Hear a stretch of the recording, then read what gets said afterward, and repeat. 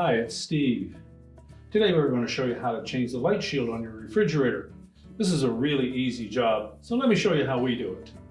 Now, to do this repair, we will need to remove the items that are on the shelf just in front of that light shield, and you'll also want to remove the shelf that is immediately above it to give ourselves a little more room.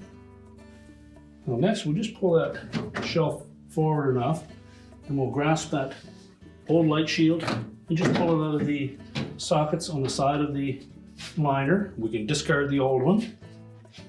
And we simply need to line up the tabs on the end of that light shield with the appropriate slot in the side panels.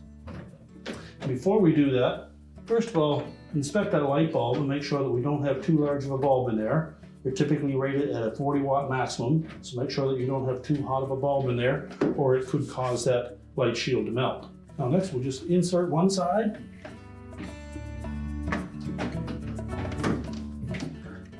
And you can flex that enough to install the other two.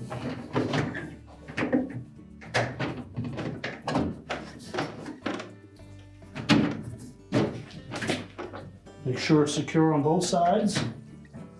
We'll slide that shelf back in place. We'll replace the shelf that we removed from above it, and then we can close the refrigerator up.